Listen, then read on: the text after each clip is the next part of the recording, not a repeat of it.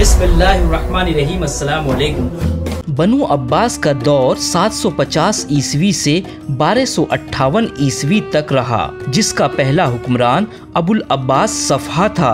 ये हुकूमत तकरीबन 500 साल तक कायम रही। इस दौर में फुतूहात और सल्तनत का दायरा तो बढ़ा ही, इसके साथ तहजीबी, इल्मी और अदबी मैदान में भी खूब तरक्की हासिल हुई। दरअसल इस्लामी हुकूमत के शुरुआती दौर में तालीम ज़बानी तौर पर दी जाती थी। बनु उमैया के आखिरी दौर में किताबों के लिखने का काम शुरू हो चुका था, लेकिन अब्बासी दौर में ये काम पूरे जोर शोर से हुआ। कुरान की तफसीर, हदीस और इस्लामी कानून की किताबें जैसे फ़िक़्ह हनफी, मालिकी, शाफ़ई, हम्बली और फ़िक़्ह जाफ़री इसी दौर में लिखी गईं। हदीस की किताबें सही बुखारी, सही मुस्लिम, सही तिर्मिज़ी, सुनन अबू दाऊद, सुनन इब्ने माजा और नसाई भी इसी दौर में लिखी गईं। इसके अलावा इतिहास और भूगोल से ताल्लुक़ रखने वाले इब्ने हिशाम, इब्ने साद, बलाजुरी, इब्ने जरीर, तबरी और मसूदी जैसे महान लेखक इसी दौर में हुए। मेडिकल साइंस में मोहम्मद बिन ज़करिया राज़ी, जाबिर बिन हय्याम, मैथमेटिक्स में मोहम्मद बिन मूसा ख्वारिज़मी और फ़िलासफ़ी में याकूब किंदी और फ़ाराबी जैसे विद्वान इसी दौर में हुए। ये सिर्फ कुछ नाम हैं, इसके अलावा और बहुत से विद्वान अब्बासी दौर में गुजरे हैं, जिसकी मिसाल दुनिया के इतिहास में नहीं मिलती। अब्बासी सल्तनत में तुर्क, पठान, सिंधी, ईरानी, कुर्द, अरब, मिस्री, बर्बर, अंदलूसी, रूमी और हिंदुस्तानी यानी अनगिनत कौमें रहती थीं। इन तमाम कौमों के मेल जोल से एक नई सभ्यता ने जन्म लिया, जो अपने वक्त की सबसे बेहतरीन और विकसित सभ्यता थी। इस दौर में बहुत सारे शहर जैसे बगदाद, कूफा, बसरा, फिस्तात, दमिश्क, रे, नेशापुर, हरात, बुखारा, ख्वारिज़म और समरकंद जैसे शहर अंतर्राष्ट्रीय बाजार के सेंटर बन गए थे, जिनका तिजारती रिश्ता रूस, चीन, भारत, अफ्रीका और मिस्र से लेकर मराकश तक कायम था। 945 ईस्वी में अब्बासियों के पतन का दौर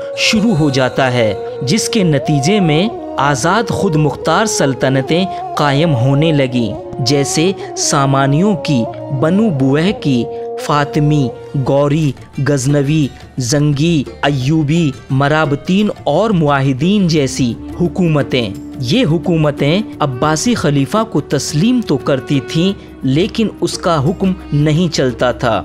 ये हालात तकरीबन 200 साल तक रहे और 1258 ईस्वी में तातारियों के ज़रिए इस हुकूमत का खात्मा हो जाता है, जिसके बाद 1299 ईस्वी में उर्तुगरुल का बेटा उस्मान खान एक आज़ाद सल्तनत कायम करता है, जिसे खिलाफत उस्मानिया के नाम से जाना जाता है। ये हुकूमत 1923 ईस्वी तक तकरीबन 600 साल तक कायम रही। इस्लामी इतिहास में किसी खानदान ने इतने लंबे वक्त तक हुकूमत नहीं की और ना ही इतनी तरक्की हासिल की जितनी उस्मानी तुर्कों ने की, और उस्मानी सल्तनत का खात्मा भी दूसरी हुकूमतों जैसे बनु उमैया, बनु अब्बास और मुगलों की तरह एकदम नहीं हुआ, बल्कि 200 साल तक उस्मानी सल्तनत जद्दोजहद करती रही और कई बार उसने अपने बिगड़े हुए हालातों को संभाल लिया। उस्मानी सल्तनत की इस मजबूती की कई वजह रही, जिनमें एक तो ये कि ये हुकूमत बाकी हुकूमतों के मुकाबले में ज़्यादा कानून पर आधारित थी। इसके अलावा बादशाह के सलाह मशवरे के लिए एक बाबे आली नाम की संस्था कायम थी, जिसमें काबिल लोगों को रखा गया था और इन्हीं के मशवरों से सल्तनत के कामों को अंजाम दिया जाता था। बादशाह अपनी मनमानी नहीं कर सकता था। दूसरी बड़ी वजह उस्मानी बादशाहों के पास यनीचरी नाम की एक बाकायदा मुनज़्ज़म फौज थी, जो कि दुनिया की पहली ऐसी फौज थी जिसे बहुत मुश्किल तरबियतों से गुजरना पड़ता था। ये फौज अपने वक्त में इतनी ताकतवर थी कि कई सदियों तक दुश्मन इसका मुकाबला नहीं कर सका। उस्मानी तुर्क बहादुर होने के साथ अच्छे अखलाक रखने वाले, सादगी पसंद और मेहनती थे। ऐश की जिंदगी जो इंसान को आराम तलब और खुदगर्ज बनाती है, उससे वो बहुत दूर थे। वो बेईमानी, धोखा, शराब, जुआ और बेशर्मी वाले कामों से अन्य मुस्लिम समुदाय के मुकाबले ज़्यादा बचे रहे। उस्मानी तुर्कों की इन खूबियों को मुस्लिम और गैर मुस्लिम सभी इतिहासकारों ने खुले आम तस्लीम किया है। उर्दू के मशहूर लेखक मौलाना शिबली लिखते हैं, तुर्क समाज में मुझे जो चीज़ें पसंद हैं वो ये हैं कि बेहतरीन जहन, इल्मी काबिलियत और खूबसूरत फितरत रखने के बावजूद उनमें बेमाना शान शौकत फ़ख्र नहीं था। बड़े बड़े ओहदेदार बाजार में निकलते तो मामूली हैसियत से नजर आते। उनका रहन सहन और मकान सादगी भरे थे। सच तो ये है कि उन्होंने 600 साल तक सल्तनत की छाया में रहकर भी सिपाहियापन नहीं छोड़ा, वरना अब्बासी, फातिमी, अंदलूस की उमवी और तैमूरी और मुगल तो 100-200 साल में ही अच्छे खासे रंगीले बन गए थे।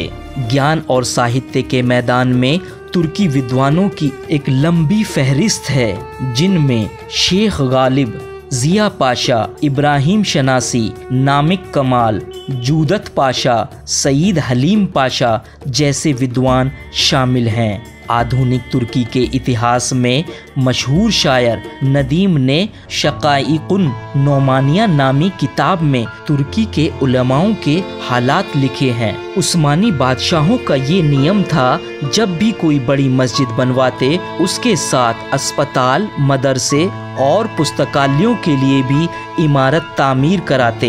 इन खूबियों को रखने वाली उस्मानी सल्तनत अपने और गैरों की साजिश का शिकार होकर 1923 ईस्वी में खत्म हो गई।